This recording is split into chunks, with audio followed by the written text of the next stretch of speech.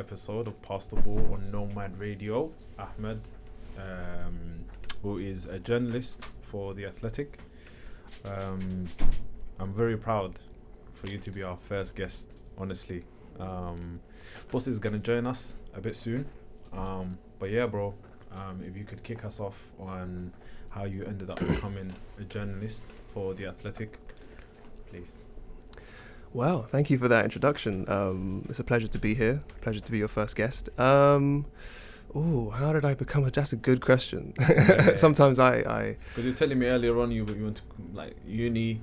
No. Did your degree relate to what you're doing now? No, not at all. I actually my undergraduate degree was in business and law. I studied at Coventry University, and then I got to the third year and I realised that studying business and law was a lot more fun than actually probably pursuing a career in it. So I thought in my final year, as great planners do, I'd best try and find something that I want to do in my life.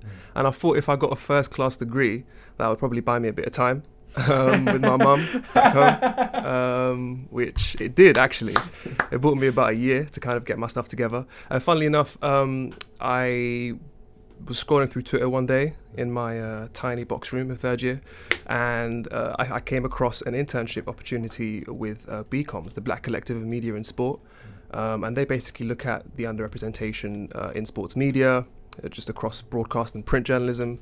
And it was an opportunity that arose. So for the summer I would go back to London. I was in Coventry at the time, and I go back to London where I lived normally outside of term time, and it was essentially for the summer, and I would basically work closely with the likes of BT Sports and just help them out in terms of raising awareness for that. And in doing that, I realized that the people who talk about sport and the people who are experts, so-called experts, and the journalists and all the rest of it, they seem to come from the same sorts of backgrounds, and those backgrounds weren't really the same as mine or the same as other countless people who I talked to about sport.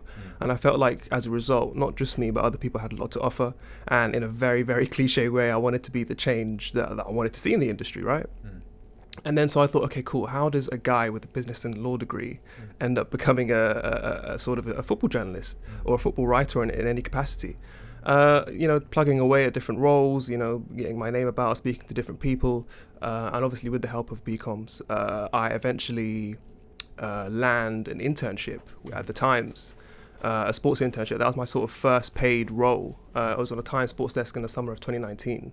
And obviously there, I got to speak with a few established journalists like Henry Winter, and get my foot in the door in the industry. One of the biggest papers in the country, probably the most established paper in the country. And then fast forward from there, I get awarded a scholarship to get my NCTJ, which is the official journalist qualification at News Associates, which is the number one journalism school in the country. And so it's like very high standards there. It's probably the most academically rigorous thing I've ever done. It was a quick course, like 9 months, and it was intense, but got my qualification. And in doing that, you also, your name gets sort of thrown about because, being awarded that scholarship was with the Sports Journalists Association, big company. And so, people start to take notice. You obviously have that consistency of writing and just getting your name out there and being as consistent as you can. And then an editor's role opened up at The Athletic, and it was the first role I'd ever seen at The Athletic. Before The Athletic, it was like, you'd be walking down an alleyway and someone would tap you on your shoulder and be like, "You're employed here now." It's all very secretive and shrouded in secrecy, but like that was the first sort of role, and it was an editor's role, it wasn't a writer's role, and I probably should have applied for a writer's role. But I just wanted it, and I jumped at it, got through to the final, last interview stage, and then eventually I didn't get it, and then one of the head editors was like, "We really like you, so just kind of stick around, but we won't be, offended if you don't," sort of thing. But as soon as we want you more as a writer, as soon as a writer role opens up, we're basically gonna consider you very, very, very, very carefully. And I thought, they're probably just saying that to let me down easy. Kept plugging away, doing my thing, kept writing, and then the Bournemouth role opened up, and I had to become an expert in Bournemouth overnight because they were like, "Okay, there's a game tonight. I want a piece by tomorrow morning, and we'll see if we like you." And apparently they did. So here I am. Wow, what story.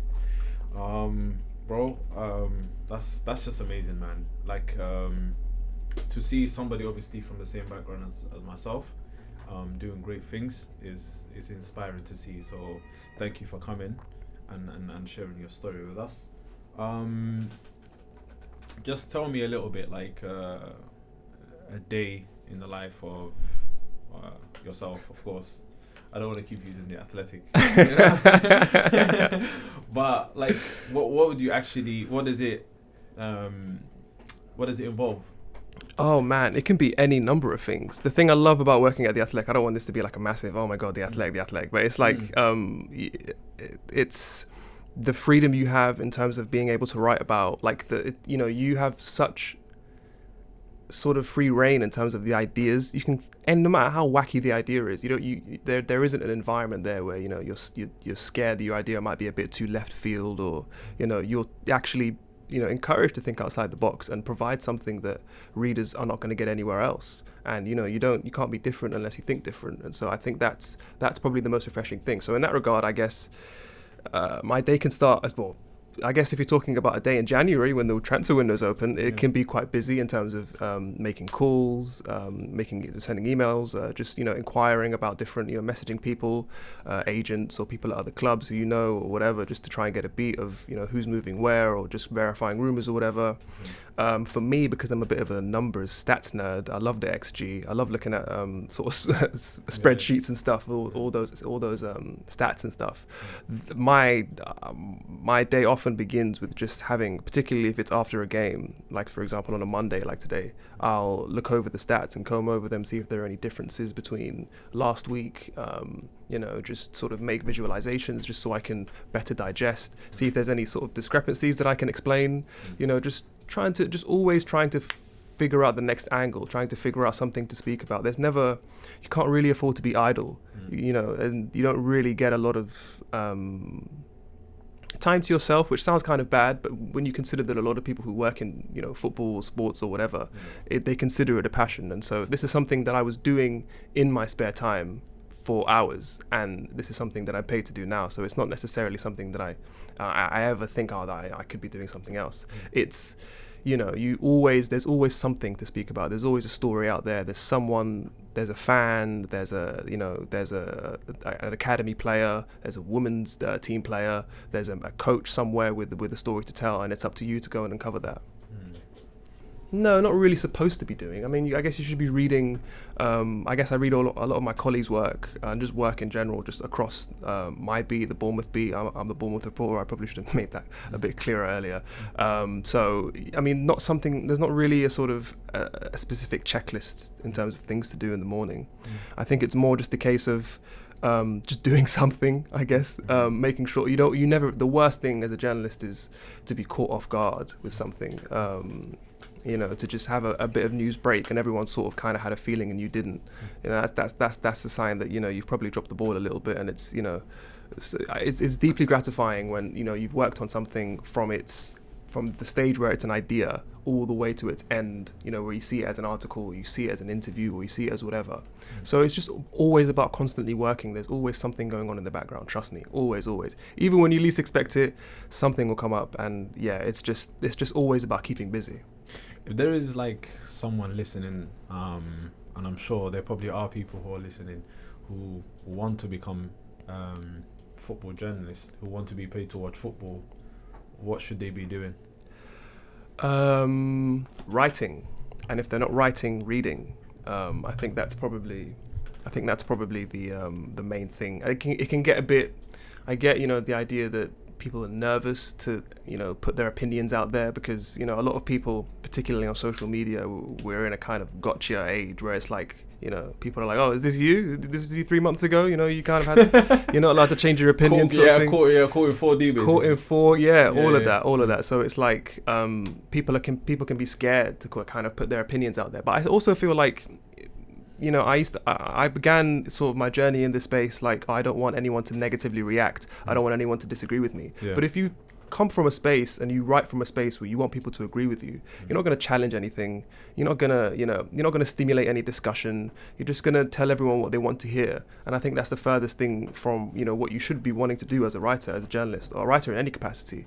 I think, you shouldn't try and trigger, but at the same time, you should at least try and stimulate some kind of conversation, offer an alternative side. And, don't be afraid to, over the last year or so, I've really started to compare the world of football and the world of music, for example, comparing footballers to rappers, or comparing footballers to actors. Or I saw Musa Okwonga, who's a legendary writer, podcaster, author as well. He had a thread on Twitter the other day where he compared footballers to cities. And I think he had a similar one with rappers as well. That's probably where I got the idea from. But it's just that, being able to think outside the box. And, a lot of people know rappers and a lot of people know footballers, but no one would think to kind of merge them together. And there are so many similarities there. And it's just literally wherever you want your brain to take you, let it take you there. Don't don't be discouraged by, negative people. Just keep writing, keep consistent, man. Wow, the idea of actually comparing footballers and cities, that kind of sometimes, that's that's the eye opener. There's certain players that people sometimes do overrate, and in your opinion, they're just, I don't know, a Coventry basically.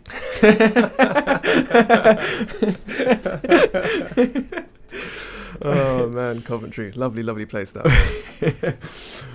We're gonna go for a short break, and then when we come back, listen, Thomas Tuchel has been, I don't know, trending. 1 win in 6 for Chelsea in the Premier League. Yes, he's in a cup final. Yes, he's won the Champions League with Chelsea. But is it the beginning of the end for him? That's what we're going to be talking about. Thomas Tuchel, Busquets. Come on, man. Give me your thoughts, bro. Yes. So, has he fell off, or did you judge him too soon? Basically, that's what I want to know. Maybe I did, but let me tell you about Thomas Tuchel. This guy. First of all, we need to realize the reality of winning the Champions League. It doesn't always mean you're the best team and you have the best manager when you win the Champions League, and the same with most cup competitions. They have Di Matteo won the Champions League. Exactly. And that wasn't the best Chelsea team because they were playing Bosingwa left wing. There was times where they were struggling to find any kind of solution, but they were beating Barcelona. It's crazy. So you don't always the best manager. Leading on from that, I have criticised Thomas Tuchel this season because I believe that he fits Chelsea so well because he's that kind of manager that comes in and just has a quick impact and builds a certain system and just makes the players fit into that system. But for me, the style of play that he implemented straight away was just not nice to watch. And as a neutral fan, and even actually some Chelsea fans as well were like, this guy just doesn't get it. He doesn't. I don't like the way that he plays football. And to be fair, I did understand and it resonated with me. But obviously, right now he's doing well. He went for a little blip. The injuries are a part of it. He's doing well right now. Well, you look at what Osman and Sahan are saying. Osman and Sahan were saying to our tweet. You look at the grand scheme of things, he's doing okay. You see what I'm saying? He's top 3 in the league right now, which is where we expected him to be. And the Champions League, they seem alright in the Champions League. At the end of the day, let me just quickly read. I read a couple of those tweets. Yeah, what you guys were saying. They were on to us, by the way. Yeah, Osman said basically 3rd in the Prem, 1 title in the bag, Carabao Cup final, Club World Cup to come, UCL last 16, 4th round of the FA Cup. If that was ever such a thing. Arsenal's not in there. Arsenal's not in it, yeah, so right. fair enough. Yeah, okay, I get the point. Yeah. If Tuchel should get sacked, there is not another manager in the world who deserves to be in a job. Okay, perfectly summed up, Osman. I hear you. Tuchel sacked, and then I think it's just laughing basically. But yeah. What were you thinking about? Because you raised it up to me about the space that you heard. What were you guys saying? Yeah. So basically, I think they started a space yesterday on Twitter, and there was a lot of people in there. There are people who did think he should get sacked. Okay. But I don't know. Chelsea have sacked managers for less. That's true. Because Champions League, okay, you won the Champions League, but immediately after winning the Champions League, what's the only thing on the agenda? It's like Liverpool when they won the Champions League. The next thing is the Premier League, and they bought 100 million striker, and it just hasn't worked out. There's rumours. I don't know how factual this is. Thomas Tuchel and Lukaku aren't getting along. You can see it from his interviews, though, can't you? He came out after the game, isn't it? Yeah, and he was saying some words that let's say if it was Mourinho saying that about Lukaku, it'd be bigger news. Like it would be like, oh my days, clash of manager and player. But my thoughts on Lukaku are already known. I've spoken on it too many times about the guy because I saw enough of him at Man United. But the sacking of Thomas Tuchel, you think is premature? Not premature. I just don't see it happening. Okay. I don't see Chelsea. I feel like the Champions League bought him enough time in the back. I know Di Matteo was sacked even like in the winter after he had won the Champions League. I feel like their form is just enough, manageable enough for the Chelsea board not to pull the trigger. Because they were talking to Thomas Tuchel while Lampard was manager, so I don't know. That just says something about Chelsea. What do you reckon, Ahmed? Boy, I think it's definitely too premature for them to even think about getting rid of him. And I understand, it's not a good state of affairs in terms of being how many points they are off City, especially after, it was a tight game according to the scoreline. But if you look at how well City's front three played compared to how well Chelsea's front three were, it was almost like night and day. I just think, I think it's probably a thing where last season in winning the Champions League, Tuchel, he wrung the most he could out of the quality of players that he had in terms of getting to that Champions League in a similar way to Di Matteo. Just, they were absolutely reaching their maximum potential. And the tactics that he brought in terms of changing to a 3-man system, it definitely made them more defensively solid. They were way more defensive. They were way more sort of got more goals from set pieces, and a lot of their goals. I think is their top scorer this season still Jorginho? Mason Mount, I think now. Mason Mount. Okay. Well, I mean, Jorginho can't be too far behind. He won't be. No. Neither can Reece James and Ben Chilwell, who wing backs are still defenders. It's that smacked me as a little bit unsustainable. And when you've got a £100 million striker in Romelu Lukaku up top, and he's been doing some extracurricular activities, I think we'll say. That is, it's not. It kind of smells. I'll be honest. It doesn't smell good. So I get it. It is a bit of a problem, but we have to realise that he did so much that I think the squad is starting to now sort of plateau and reach its level. And they might be. I mean, maybe we were a bit too hasty in terms of thinking they should, straight after the Champions League, which they may not have. I don't want to say deserve. It's a bit of a loaded word, but no one expected them to win. Then say, oh no, with the striker on top now, you can go and win the Prem. It's not as easy as that, and I think Tuchel is the first one to find that out. But I still think, come the end of the season, the table will look a lot closer than it is now. I think City have a slip up in them. You reckon? Yeah. You just never know. And I'm not really.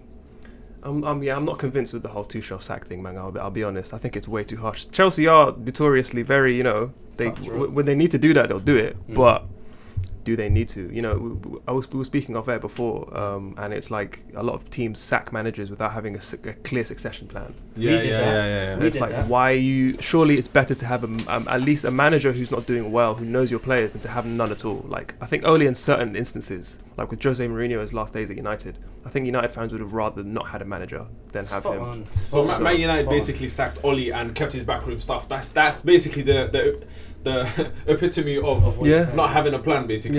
They kind of had a plan in terms of we're going to have Ranić at the end of the season, and then he's going to go up to the. I feel like we stumbled on that good footballing decision, by the way. I feel like the whole Oli thing was basically, if we had lost to Watford any less than 4-1, Oli would probably still be in a job. But because it was such a massive, media just going to just jump all over that, I feel like they push themselves into saying there's no choice here, we have to get rid of him without any succession. Yeah, it's definitely reactive for sure, and I think for a club as the size of United, it's definitely symptomatic of just all of their problems on and off the pitch. They're a club, and it even goes back to the whole, I don't want to get into a rant about it, but the whole Super League thing. You have a lot of clubs with a lot of big resources who feel like they still should have a bigger slice of the pie, and are not doing enough with the slice of the pie they have already. And they got a big slice already. Massive. And they're being outperformed and outmaneuvered by teams with a lot less to work with in terms of resources. Like and basically Aston Villa, like Aston Man Villa. United in the weekend, basically. Yeah. And see, Busquets. He was waiting for that, wasn't he? He was waiting for that. It was a quick alley-oop. Oh my days, man. It's alright, bro. I'm here for you. I'm here for you. Yeah, Busquets just gave him a dirty side eye. Yeah. But it's just United are a mess. I don't know how we got onto United from Chelsea. Yeah, but so I was gonna say, obviously Lampard, when he was there, the defense, I think you could say there was mistakes almost every game. Yeah. Midfield was always, I think, chop and change. There was even talk of Kante. Like, do we even need him anymore? Yeah, do you know what I don't mean? forget that, Chelsea fans. You wanted to sell Kante for a while. Because crazy, isn't it? there was, like, I was thinking, what has football come to? And then up front, I think Kai Havertz was misfiring. Werner was missing like sitters. Yeah. So I feel like when Tuchel's come in, he's just sorted out the defense because. Okay, and biggest issue. And then now Kante is playing and Jorginho, the midfield is playing. Yeah. But we still have the same striking issues. Yeah. He hasn't really solved that striking issues that Lampard was struggling with. It's for me, the striker that they brought in isn't good enough. That's just my opinion about Lukaku. The club has brought in. I don't think Thomas Tuchel's brought him in, by the way. Yeah, but then again, that's the situation of being a Chelsea manager. You're not really a manager. You're someone who's dealing with the first team. You're managing the first team, and who we give you is basically who you're going to get. Because apparently Frank Lampard wanted so many players that he didn't end up getting. And one thing Ahmed said as well reminded me of an interview Frank Lampard said where the team is kind of plateauing out to where they are supposed to be. Because he was saying, it was after, I think, I don't know if it was when they were winning or when they were losing. He's like, if you're talking to me now, the tone is going to be much more different than when it's on the other side of the spectrum. Like when we're winning games, you guys are saying that we should be on the level of City and Liverpool. And when we're losing games, we're underperforming. He said the truth of this team is that it's somewhere in the middle. And I feel like that was true. The issue is that Frank Lampard, unfortunately, was that the project that he wanted to build it doesn't work with the type of club Chelsea is. You're not going to get the time to develop players and all these kind of things. You need success now. And I do credit Tuchel for finding the system that works and getting the players that fit into that system and adapting it for the players that are there.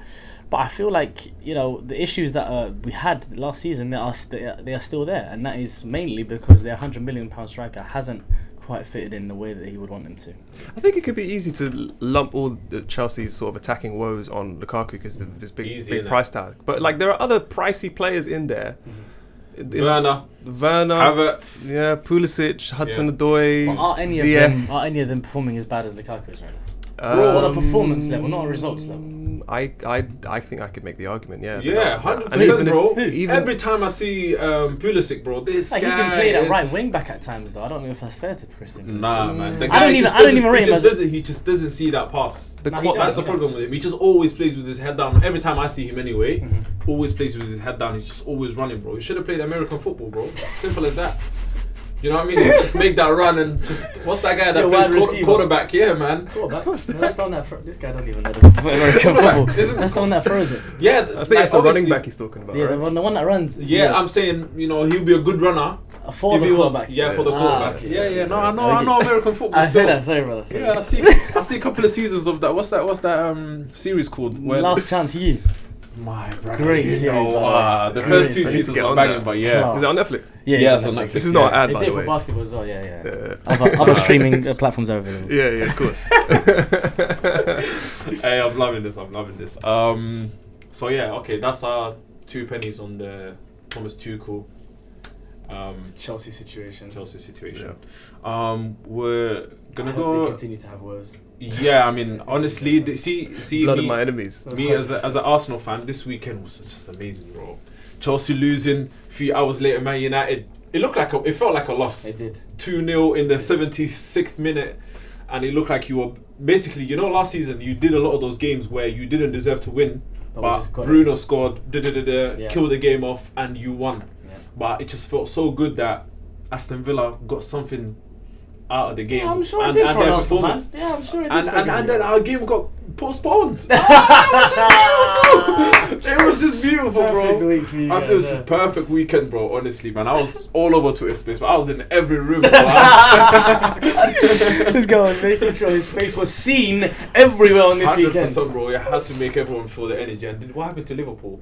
Something felt like it was Going wrong there. Yeah, the draw, the Thursday. Oh yeah. Nah, listen, it was amazing, bro. So you're just out here going to all your haters' funerals? Yeah, He bro. was making sure he was there, bro. 100%. Attendance was 100% in any of all these funerals. Without us playing, it just felt like a good week for us. Like, you know what I mean? It would have been better if you had beaten Spurs, wouldn't it? Of course. We will beat them, by the way. I really feel like we would have beaten them as well, but you got to play the cards that every team has been playing, which is if you don't have your best players, postpone the game, baby. It seems like that's what the precedent has been set. My issue is that I don't know if we're going to talk about it a bit later, but the media's reaction to Arsenal at this moment. Because as much as obviously I'm not a great fan of Arsenal, the difference in reaction between like how many games Burnley have got like 17 games this season, and they have quite rightly postponed every single one that their players have not been available, rightly so. And every other team that has done it within reason has done that for the right reasons.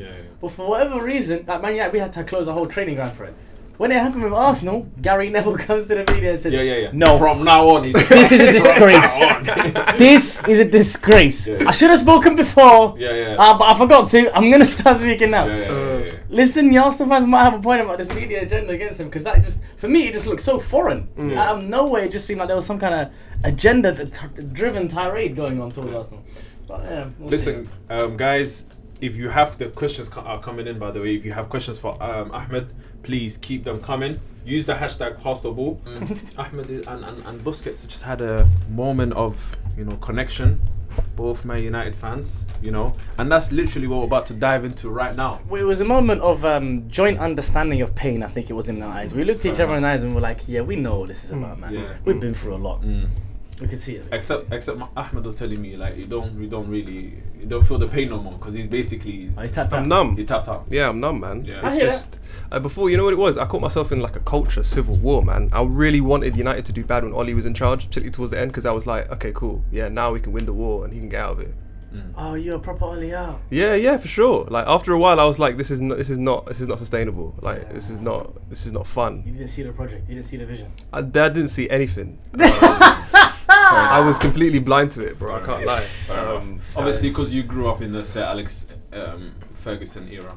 Yeah, that, and even like this is a club with access to a lot of success, and they just haven't been able. They just kept fumbling every single time. Like can't seem to get anything right. And after a while, you kind of just stop hoping, and you just kind of. Didn't you feel like we were building towards getting this team to be the team that would not fumble at the last stage? I think if you want to build anything without central midfielders, you're going to be in for a shock. And if you want to, that's why I feel like we were continuously linked with central midfielders. I feel like after so much talk, the truth had to be in there somewhere. And I feel like Oli probably did want to deal with our main issue in our squad, which was the middle of the park. But unfortunately, he didn't get enough time to. Yeah, I mean, it's a definitely. Everyone needs a good all-round central midfielder, so they're not exactly easy to come by. But for a club like Manchester United, if it's not necessarily the hardest thing in the world for them to attract, particularly when you consider they attracted Jadon Sancho, they attracted Rafael Varane, Cristiano Ronaldo. A central midfielder should not be. I mean, those moves, they're big names, but Manchester United need a lot more in terms of having that functionality in midfield. It's just basics. Like I don't understand how you can run a football club that big and not know that, when not just me, countless other people can understand where the problems are at United, and they're very, very wide ranging. Anyone who's watched the game of football can probably understand there's the main issue in that team. I think my mum could, to be honest. She hates football, bro. And she's it's about having, it's the people who are making decisions, isn't it? It's those people who are making decisions and don't have the ability to see forward into what modern football is going to be like in X amount of years. How is it going to change, and how do we adapt to these kind of things? It just goes to show how, the ability that Sir Alex and whoever was in charge, David Gill and these guys at the time, were able to continuously change the way they play and their style of play, and bring people in to adapt to the way football was changing in that moment in time. It's like at a club like Man United, it should be there without a shadow of doubt. It should be consistent, and that should be there. But it's been It's been lost I feel in like we're time. getting into a habit. There's this video that keeps doing the rounds. There's a comedian, I forget what his name is, but he just keeps, he's taking the mick out of basically pundits who talk about United's problems. And then he's just literally him going, it's Manchester United. I mean, it's Manchester United Football Club. And he literally says those words again and again. I feel like we're getting into the habit of that. Because they are a big club and their reputation precedes them. It's the shock that a club, like we say, of that size, it just has so much fundamental issues. I mean, it's Man United Football Club. It's Man U. It's Man U. That's mad. It's mad is what it is, man. Yeah, it's but at the same time, I feel like you were speaking about before with, in the days of Sir Alex Ferguson, there was, an assistant manager who was brought in, Carlos Queiroz, I'm not sure how you pronounce his name, Queiroz, René Mullenstein brought in, Steve McLaren before that. These are guys who were brought in to kind of like, who were forward thinking at the time and who could give Sir Alex Ferguson, Alex Ferguson was always someone who was eager to learn new things. Yeah. Always eager to sort of fine tune the fine margins, because it could be anything that sways the game in his favour, right? And could win a title is the difference, the smallest difference, or the smallest sort of details can make the biggest difference. But with now, you're seeing not just with Man United, with a lot of big clubs in terms of trying to restore the feeling in terms of getting that high from yesteryear. They're going back in time instead of looking forward. You see Juventus hire Andrea Pirlo. In the rationale of Manchester United's director, as was reported, was that if we stuck with Ole Gunnar Solskjaer in a similar way to United stuck with Ferguson back when people thought he should be sacked in the 1980s when he was first hired, we want to try and restore that feeling. And it's like, if that's how you think at the top of the club, then no wonder that it's a total mess. Yeah, no, I do hear that, but I feel like they would also believe that they threw everything at it. I believe that they probably said, all right, so we went with Sir Alex's guy, David Moyes. And then we switched them for more continental football in Louis van Gaal. Let's get the tiki-taka position going at Man United. And that's why I feel like it's just it's such a directionless club.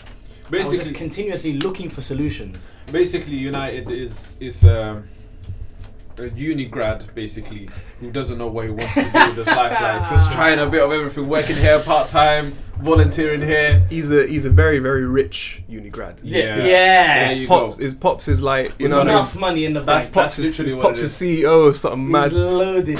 And he still don't even listen to his pops as well. Yeah. All the money's there and he's just not even, he's like, yeah man, alright man, I'm just going to spend money every night in the class. That's what's going on right now. We summed it up, but listen, Saeed was on that space. After the Aston Villa game, we were literally in the same spot for hours and hours just talking about United pain, and it was just everybody came in. Yeah. So basically, Saeed suggested he would rather win, he said, an FA Cup or a League Cup than finish top 4. What's your lot's take on that? For Man United, yeah? For Man United. But how long have we been speaking about that for? United have been trying to get that first taste of cup, that first taste of silverware to then kick on, and it's like... You're supposed to be the Europa League, you're supposed to be this, you're supposed to be a lot of shoulda, woulda, coulda. I mean... I can hear the depression in his voice, can't you? It is palpable! That is mad! That shoulda, woulda, coulda hit me! Oh my days! That's facts, man. What's the name of that guy on the United fan channel? I don't want to imitate him, but he's like, second half of the season, we're going on a title charge. We're going title charge, second half season. Andy Tate. Second half season, we're going title charge. I need to be more like Andy Tate. But nah. Pure optimism, innit? Pure blinded optimism. Losing faith, can you imagine? Yeah, if he's losing faith, then we ain't got no hope at all. But now, if you ask me, you're asking me if I think winning an FA Cup is better than top 4? For where United are currently, I think that, actually speaking from a nerdy financial point of view, I think Champions League means more to them because it's more revenue, and also the reputation, being able to attract players. I don't think they can handle many more Europa League seasons because it's like they want to be in the top competitions. You had the head honcho Ronaldo say anything outside of top 3 is not enough, and it's like piling on the pressure on the squad. So it's like, okay, cool. But yeah, I think they probably need that. I think that Champions League probably means more to them now than any cup. I think it's even weird to say because they haven't actually gone there, but I think they might need to skip that step still, because I think that's kind of beyond them still right now. I don't think they've reached a level where it's like, because the quality of player, their focus is probably going to be on the Premier League, they're not really going to pay much attention to, you know, domestic cup games like the FA Cup or the Carabao Cup. So I think, you know, to try and win those, I mean, it'd be nice, I guess, it'd be something, but I still think that Champions League means more to them. It's more prestigious, and I think that probably means more to them. Busquets, in 2 words, mate. Champions League. No, sorry, Cup. In two words? In 2 words, mate. No, alright, 4 words. 4 words? What's the word limitation? Go. A word count. Oh, that is a flashback. Listen. Busquets just scratching his forehead right now. So Saeed was saying because of the Glazers, isn't it? That was his point. His point was the Glazers love the Champions League, so if we hurt the Glazers, it's good for Man United in the long run. So that's what he was saying. So he was like, I don't mind even if it's a Carabao Cup, I'll take the fan love of a Carabao Cup and the feeling that we get from that, and I'll take away from the Glazers' Champions League, you know, that they love so much. Listen, I hear the revolutionary in me is like, yeah, let's stick it to them. Do you know what I mean? Realistically, without top 4, and to be honest, if this might sound biased, but without Ollie, if we take out Ollie's reign, we were a Europa League club since Alex Ferguson. Like if you take out the 2 years without fans that we got in the top 4, we're a Europa League club. That's the reality of the situation. So I feel like you say, we can't do that anymore, or we're just continuously just destroying the legacy of the club bit by bit if you're continuously playing in the second level of European competition. So I'd say the Champions League is a bit more important without telling you. I know this is like you can write an essay on this, but how does Man United get back to the top? That's what I was going to ask you as well. Oh, how do United get back to just the top? Some solution. Just give us something, please, bro. Yeah. Some solutions. Some nuggets. Prayer. A lot of it. Raise your hands, guys. Oh man. Nah, what do United need to boy? How long you got, man? You giving him forwards. I'm gonna need 4,000. Yeah. I mean, it's probably. I think it starts with the personnel in terms of the pitch. You can't expect a manager like Ollie with the ingredients that he had. He didn't do much with it, admittedly, but you can't expect Rannick to come in the middle of a season and expect to, you know, create masterpieces with the same ingredients. He's essentially got to create a new recipe. He tried to come in with the Gegenpressing recipe in the middle of COVID. It wasn't really. In the middle of the season, with COVID ravaging, you know, going rampant through the squad, and it's affecting a lot of teams' fitness levels. I'm sensing a lot of giggling right now. But yeah, it's difficult to kind of work in. The only press that he's brought is basically just the press, the normal press, the newspaper, bro, the media. Yeah, that's where you lot are right now. More time I see Man United, you're trending on Twitter, bro. Yeah. Your beef between Martial and Randy. Solutions. Can you let? All right, yeah. Sorry. Yeah, all right, man. Digging it even further, just having us further. All right, man. No, go on. Yeah, I think you'd probably have to do with getting a central midfielder for the millionth time. I think they've been saying that. Everyone has been saying that for, you know, however many months now. I think a central midfielder is priority. One who's not afraid to receive the ball. One who's not afraid to progress the ball. Rice, basically. You're not convinced with Deckers? Rice, I don't really like. I don't think Rice would be. I think Rice is much better for West Ham than United. I think Rice, in terms of the team, the construct that he's in. First of all, I don't think United want to play a 2 in midfield. I think they want to get to a point where they play one pivot, so one DM essentially, and one number 6. And if you want Rice, he did that under Pellegrini, though, didn't he? 4-1-4-1. Rice did for a while. I don't think it was as well as he's playing now. I think now he definitely likes him, and Souček are one of the most, you know, well balanced central midfield pivots in the Premier League, and that's because Souček likes to go up himself, but he'll stay back as well. And they're both so box to box that it helps. But I think it's difficult. I like Bissouma. No, Tchouaméni at Monaco. Yeah. Aurélien Tchouaméni. With Pogba in the Nations League. From what from the limited amount that I've seen from him, he looks like he has. I'm hearing about him. First time hearing about him? Yeah. That means I'm not that into football like you guys are. Different levels. You guys are top draw, man. I like him. He's in terms of someone who's equally able to progress the ball with carrying the ball and progress the ball with passing. And he's a good destroyer as well. Yeah, that as well. I think that's someone who's going to have to carry a lot of it, because that position, especially with you've got players like Fernandes further up who are not going to contribute much defensively, and they're probably going to do quite a lot to lose the ball. You're going to need someone who's got extra, you know, terrestrial ability to win the ball back. Yeah. I remember before Thomas Partey moved to Arsenal, his stats were very impressive, and I wanted him to come to United because he was someone who could progress the ball well and sort of through dribbling, and he was an immense. You could win the ball back. He basically had it all. And then you saw him in the Premier League. And then I saw him in the Premier League. And then I was like, thanks, Arsenal.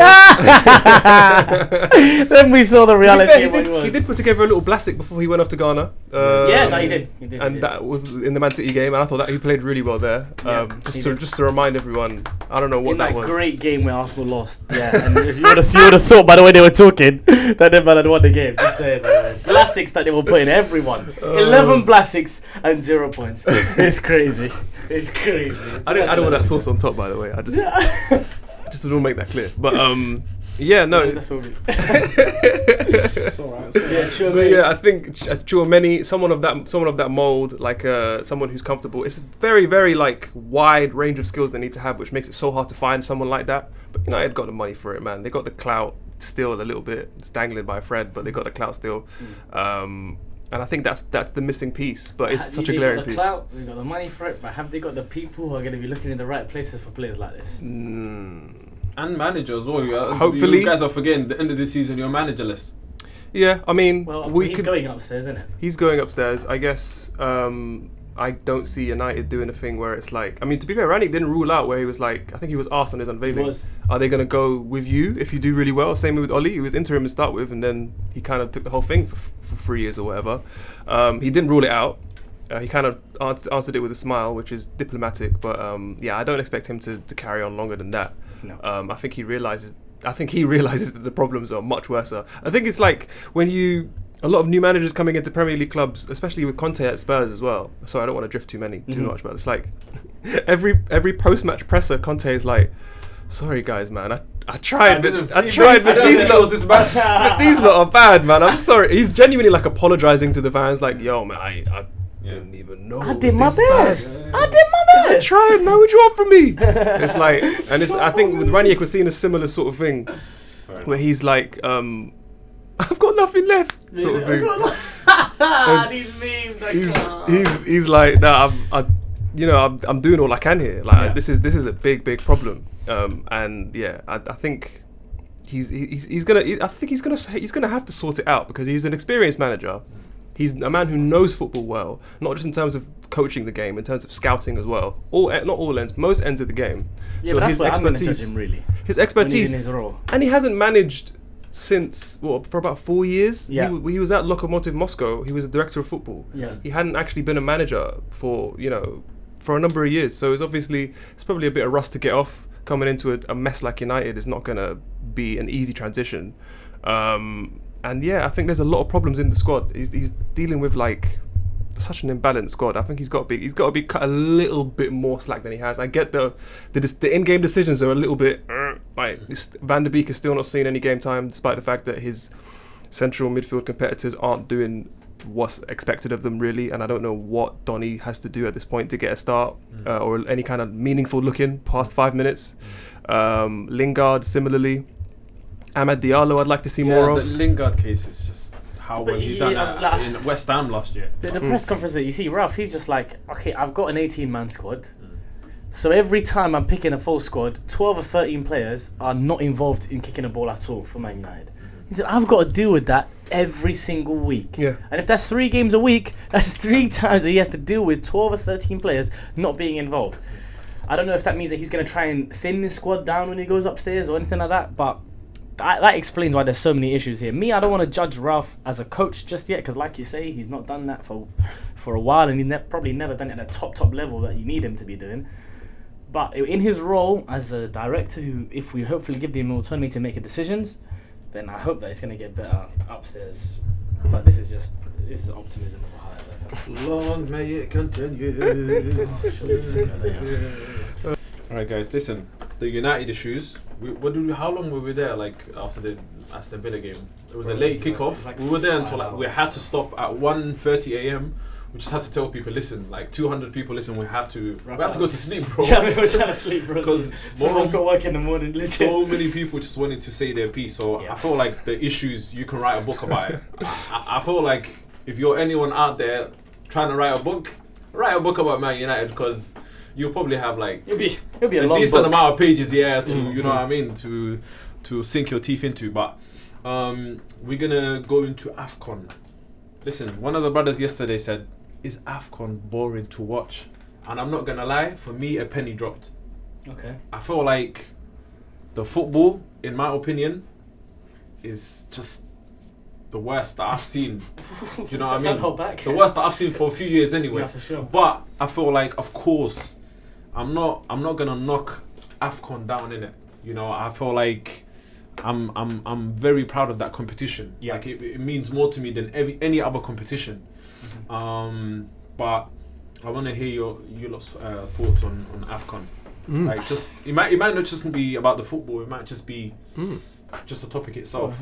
I think when we look at international tournaments or just international football in general, the quality, I mean, outside of Africa, if we're looking at Nations League, friendlies, qualifiers, whatever, even at big tournaments, the World Cup, Euros, when you have international, I guess, games, these are players who haven't played together for the majority of the season. These are guys who are linking up for the first time in however many months. Those kinds of instinctual understandings. 6 days for the Premier League. Yeah. And so you're seeing that with AFCON now. It's not just the thing with AFCON where it's like, you know, the football quality of football isn't great. It's kind of pedestrian at times. Players are walking around at times. I think that's, for one, it's in the middle of the season, so the players are going to have varying levels of fitness. I think it's also a thing of like I said, there's lack of familiarity, so the quality isn't going to be there. What I'm seeing now, because AFCON is definitely this tournament is happening right now with AFCON. It's a lot more mainstream. It's on Sky Sports now. You have a lot more people commenting on it, and I see this phrase being bandied about classic AFCON. Oh, that's classic AFCON. Whenever you see some kind of a bust up or a mad mistake, and it's coming from people who genuinely don't watch AFCON. So what their idea of classic AFCON is a little bit skewed. So when we see mistakes, a lot of people jump on the confirmation bias. Like, oh, it must be because this competition is bad, and obviously it's not as good as other places because we know the funding level in African football isn't great. Samuel Eto'o made a big deal of that before the tournament. Obviously, it's hosted in Cameroon. He's from Cameroon, Cameroonian legend. So it's obviously there. When you consider the sort of the drop off in quality at AFCON, there is a simultaneous conversation that needs to be had. Okay, well, why is it like this? Or it's like this because the funding is off. Okay, so how do we get the funding to the same? And it's a similar thing with the vaccine rollout. A lot of people were speaking about, okay, well, how are we sure that we can host a tournament in Africa where vaccines aren't readily available? And it's like, okay, well, why aren't the vaccines readily available in Africa? And so when you have these, you think about these things and why there are shortcomings, the questions that come out of that are, they're enlightening in a way. And I feel like when you start to delve into those questions, you begin to realize that AFCON is unique. It's beautifully unique in its own way, and the people who try to discredit it, they don't see the parallels, because I mean, we'll see the same sort of howlers at Euros, we'll see the same sort of howlers week in, week out, but we don't say that, the World Cup is, what they're doing, classic World Cup now. what are they doing with this World Cup here business? I don't get it, man. They should scrap it. So it's it's definitely a big thing of confirmation bias. People see what they want to see, and then they make the sort of the interpretations that they make, and it just feeds into their negative perception of it. I think it's beautiful. I think there's nothing greater than seeing people make names for themselves, for the country that they represent. You have guys who are competing in their own domestic leagues, the Ethiopian league, the Ghanaian league, whatever it is, and they're competing against Europe's best, and they're making a name for themselves and their families. So it's like, what is better than that? And you see how much it means to them.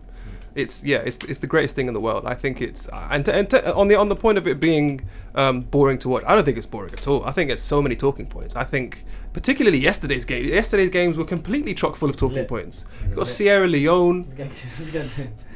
Crying, bro. Crying. This guy legitimately put water into his lid. He's pouring water into the lid of the bottle and pouring it on his face.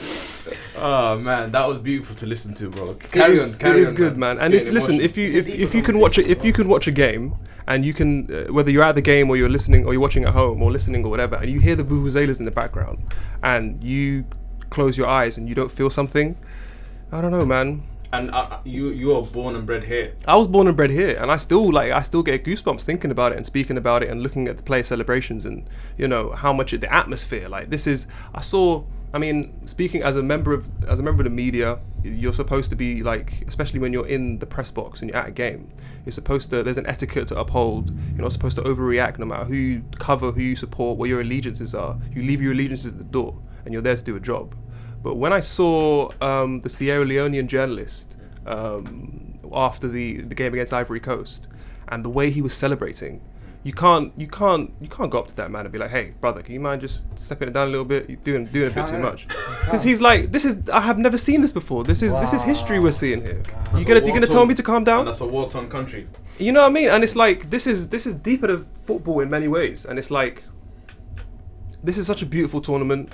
There are stories and legacies being written, and I know that's probably a bit overdramatic, but that's genuinely how I feel about it. And whether you agree with whether or not it's entertaining or not is besides the matter. I think if you look hard enough, there are so many gems there. Whether you're talking about players or stories or just anything, it's a magnificent tournament in a magnificent place. Really. How the hell am I meant to follow that up? Because I'm supposed to answer this question now as well, aren't I? That was beautiful, man. That was beautiful. Cheers. Thanks, let me add something.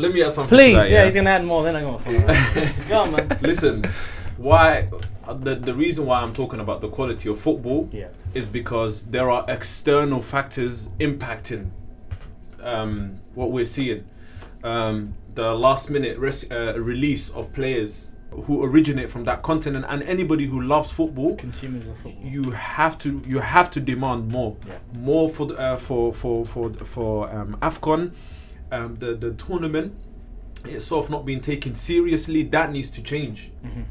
So there's so many things. We can't just say we're not enjoying the football alone. We also have to shed a light on why that is. You know what I mean? And that needs to change because, like you said, I can't even add anything on what you said, bro. It's a beautiful. It's true. These conversations need to be, and football has to be a driving force for these conversations.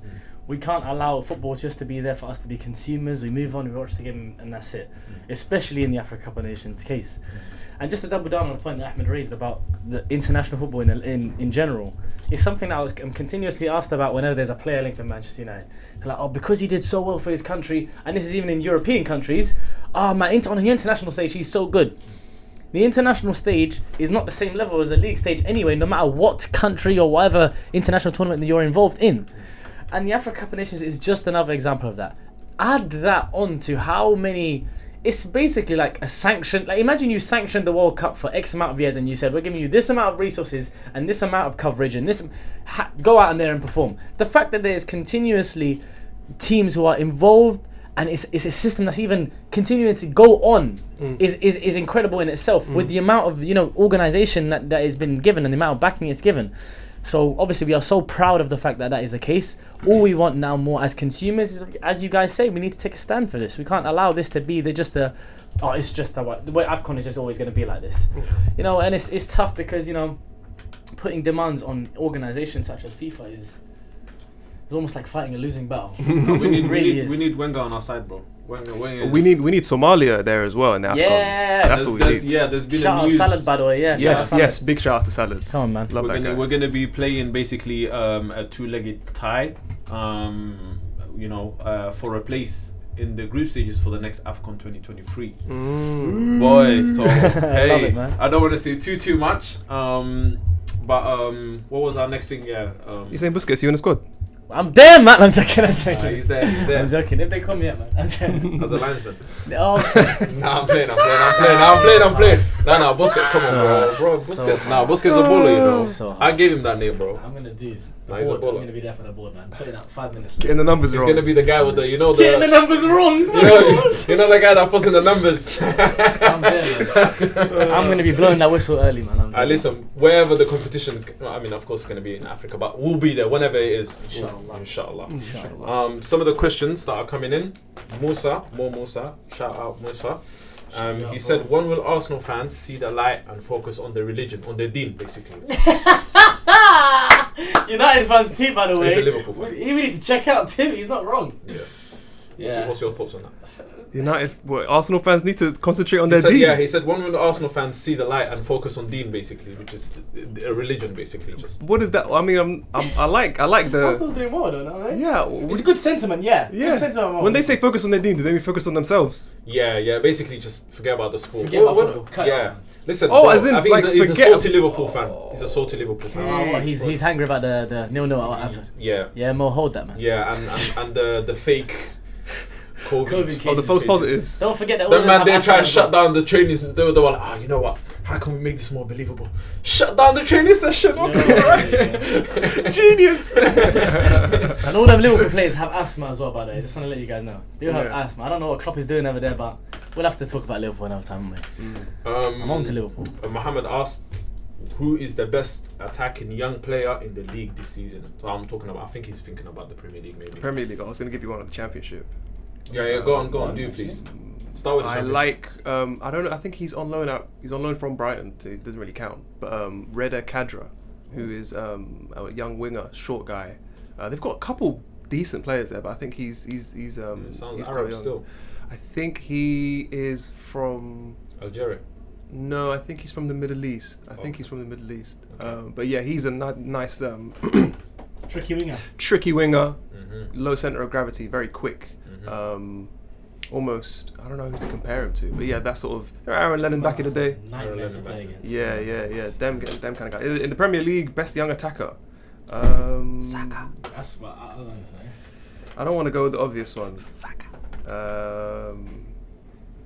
It might have to be Saka, but that's so obvious. Yeah. Yes, Come on, bro. Because that's the truth, brother. Don't run away from the truth. It's gotta be. You know what I It's gotta mean? be. They started preaching. Just because he's wearing the Arsenal badge doesn't mean, he's less I mean, of a... He's kind of talent. established. He's kind of established already. I want someone who's From like on the the radar. one game and a bit, I've liked how Anthony Elanga's looked for Man United. Yeah, he's decent. Just a one game, I prefer Diallo. No, Ahmad is incredible. Ahmad is I incredible. bro. I definitely prefer Ahmad. I think Ahmad is. incredible, bro. I don't know. He is He's get minutes. What am I But doing? these men are like 24 Martinelli? years old, man. Safe, man. No. They're all 20, bro. They're all 20. This is the beauty of it. They're all Add 20. them free. It has to be Saka, though. Saka, I'm yeah. not Yeah, I here. think. Yeah, I he's think. Yeah, I don't think I can established. think of anyone past Saka, to be honest. Fair enough. I think he's an Arsenal fan as well. He was kind of expecting Yeah. me to say that. He was a layup. It was a Yeah. layup. Kai Havertz, your thoughts on Kai Havertz? I'm not impressed. I'll be honest. I read a lot of articles about what he could do from his time at Leverkusen before he joined or in the run-up, because it was a lot of money that they paid for him. Yeah. 80 million. All in, and it is. I'm not really sure what his strengths are yet. I mean, it's probably because he's had to play under two different managers. The idea was when Tuchel signed, he'd get the best out of both him and Werner. At least he succeeded with Rudiger, innit? Let's just give him Yeah, credit for that.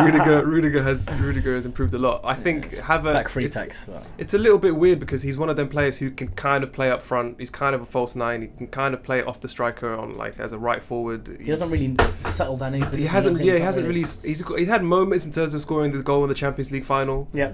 But he's just he's a very similar. He's like a stretched out version of Mason Mount in terms of size. He's much taller and much more leggy. But I read that he could play every position in the midfield in terms of probably not 6, but in terms of being an 8, a 10. They describe him as a 9.5, which I think is just. I don't. That's a German saying, I think. Yeah, I heard Ralph say it about Mason as well. Yeah. I mean, they call it. it just. I mean, it's symptomatic of like he hasn't really. He's good at a lot of things, but I don't know Jack what of he's all best trades. at. Yeah, master of none sort of thing. They're basically trying to say he's KDB, but yeah, he's far off. Oh, oof. KDB, No, I would never go that far. KDB But is listen, a I 9.5 wanna back a bit. I wanna not back him too much, but listen, Kai is. I do want to say that the situation around Chelsea right now has not helped the situation at all. Yeah. It's not been settled in terms of system and the way they want to play. Lukaku coming in hasn't helped him, and if Lukaku probably hadn't come in, Kai Havertz probably getting a lot more criticism than he's getting right now. Yeah. But I do think he's a tidy player. He looks good. He It's has a just second. about- He has a second highest XG at Chelsea Well, after Lukaku. I mean, I wouldn't even be surprised if that's high. Sorry, if that's low. Sorry, because I don't remember him taking many. He doesn't really seem like a sort of a high volume. and I don't shooter. think Chelsea make much XG anyway the way they play. Yeah, and I think the XG of the wing backs is probably low because they just started peppering goals from all sorts. Yeah. So Yeah. the XG ain't going to be high there. And you got Jorginho out here taking pens. The XG is going to be high if you're counting that. So next question is: has Thomas Tuchel lost the dressing room? Well, not in the dressing room. For sure. I can't say for sure, but I guess I think they, from what I heard was reported, they backed him when obviously Lukaku was reprimanded after the interview. He was dropped after the next game, and a lot of particularly the senior players at Chelsea, agreed with the manager that this is, a big sort of no-no, and he needed to be disciplined for it. And he was dropped for the game against Spurs in the cup, and I think the manager and the senior players are definitely on the same wavelength. I don't think anyone liked what Lukaku did in terms of that interview with Sky Italia. So I don't think he's lost the dressing room, but I wouldn't be surprised if they're asking questions. Yeah. But at the same time, there's questions that's got to be asked of themselves as well. They're the ones who are out there, and they're of the quality to do a lot better than they are. So yeah, I don't know if he's lost the dressing room, but they probably haven't got as much faith as they probably had. When I was reading those reports about the conversation between the manager and the senior team, N'Golo Kante was mentioned as one of the players, and it always just, in my mind, I was like, imagine Kante in them conversations. Tuchel asking him, he won't say a word. N'Golo, come on, man. What's wrong with you guys? He's taking the mickey. It's like, yeah. Yeah, he is actually, how did you mention it? I just love the idea that Kante is one of these senior. I feel like, imagine we got it all wrong about Kante. Yeah, he steps in the dressing room and everyone just goes quiet. Yeah. And he's just there. He goes to his place. Complete silence. He might be a boss and we don't even know it. Yeah. Madness. Just a thought for the people. There's so many stories where a lot of brothers have met him in the mosque in what's his place in southwest London near the Fulham. Cobham? No. Literally southwest is in Battersea. Battersea, okay. A lot of the brothers have seen him in that mosque. He's a wonderful brother. Top man. Shout out N'Golo. Yeah. I'm sure he's listening. 100%. What a guy. But listen, that is the end of the show. I wish we could go for another hour. Well, what an amazing episode. We'll try to put this out as soon as possible. Putting pressure on myself to edit and put this out. Come on, bro. But yeah, bro. Thank you so much, Ahmed, for coming through. Anytime, man. Always a pleasure. Man, this yeah. We have to do it again. Of course. Yeah. Inshallah. When I found, yeah. Inshallah. Yeah, of course. Inshallah. Thanks, so, man. It's been a great conversation. All sorts, innit? Yeah. All sorts. Madness. Normal episodes don't go like. I just love how tangenty this has been, and in its best way. Yeah. Sometimes we just started talking about Man United, we're talking about Chelsea, talking about AFCON, we're talking about this, talking about that. But I love it, man. This is why we love this, man. 100%. Football talks. Thank you for listening. We're here every Monday, 6 p.m. on 92.2 FM. Yeah. So yeah, we're gonna do it again next week. Next Monday. We're gonna do it next week, are we? Next week, Monday. Hopefully. Yeah. So make sure you tune in every Monday, 6 p.m. Yeah. Make sure you tune in. Yeah.